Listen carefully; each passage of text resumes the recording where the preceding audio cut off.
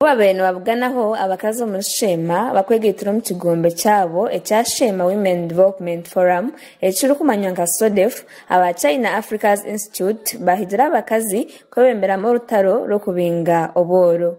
In China, in village, not all sponsored by the government, some sponsored by the villager. Mukandi embuto omuri China tukujya muganda sikoba government nyonda kiri China omuchano gw'embuto zona omwajja mu sikobwana n'abantu abicha.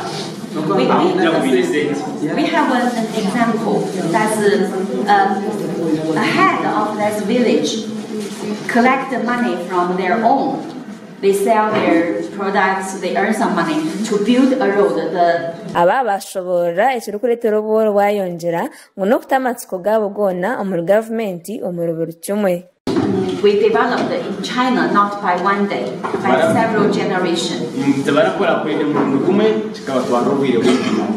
The important thing is you start.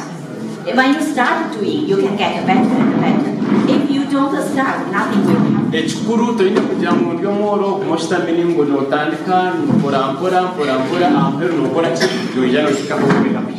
Iwe nk'omuntu okarebuka ngo wahindura aha mitekatekere yawe utakajya utubura kimwe cyona na government buri kimwe cyona no mwebembezi buri kimwe cyona neki iwiwe niki ecyo rumuntu yekora nk'omuntu China kakura abo kugira ngo bo bakahindura aha mitekatekere eyo kuruga umbabemba koramo konka bakureba bakwenda gukora esenti mani economy bimusevena kutugambira actually model ya parish development model ejo ne kugira ngo abantu mbena kuza umani economy ninga umbyesente so uri munyishengero kazi ahabwa Sheema Honorable Rosemary Nyakikongoro nko kuhabara abakazi obutetase mu ntaro ze y'obutegetsi nka Uganda nibyo tshebe kuba tureba abuka ebyentaro byakwiremu abantu hatu bariyo basetoringa konkate byo kwehondanisa emiryano yaza parties ziteze emiryano ya politics niyo kushanga yatugarira nkahi yatugarire enyuma twargahamura omare myaka nkebiri muryo mukaruru akakaruru kisha kureta entunguka ningana kaza kureta Obwooro so nyoni nyesiga ngo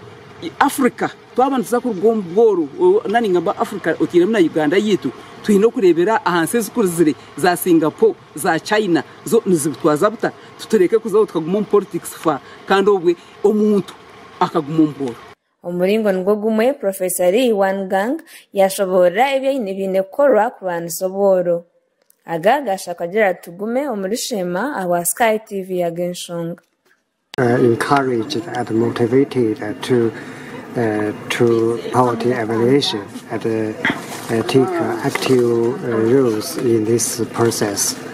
They should be well educated or be provided opportunities to take education and new technologies for poverty alleviation.